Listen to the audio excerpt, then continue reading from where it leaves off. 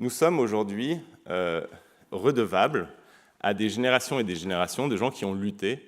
pour que j'ai le droit, moi, d'embrasser un garçon dans la rue et même de me marier avec lui, pour que nous ayons le droit de nous habiller comme nous l'entendons, pour que j'ai le droit de créer mon entreprise sans me soucier du regard des autres. Bref, toutes mes libertés, toutes nos libertés, nous les devons au combat précédent. Le combat de notre avenir, c'est précisément celui de comprendre d'abord et ensuite d'appliquer le fait que ces libertés individuelles, ces monades ne suffisent pas et que nous devons nous réinscrire dans une perspective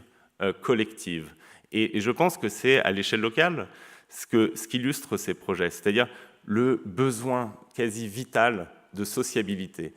la nécessité pour l'être humain de s'inscrire d'emblée dans une perspective collective. Et c'est cette révolution mentale que nous devons mener, qui est une révolution d'abord philosophique, pour moi, contre l'individualisme, contre cette idée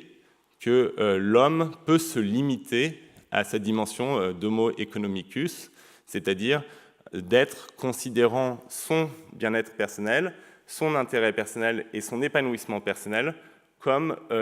l'horizon ultime de son existence. Et c'est la philosophie, la pensée, c'est même les moods qui ont dominé la pensée occidentale et la vie occidentale pendant 30 ans. Donc c'est pas rien comme révolution mentale, mais c'est quelque chose qui va s'appuyer sur des moyens technologiques qui peuvent soit déboucher sur une atomisation, c'est-à-dire renforcer encore ces logiques individualistes, soit être retourné et déboucher sur toutes ces initiatives qu'on voit aujourd'hui de partage,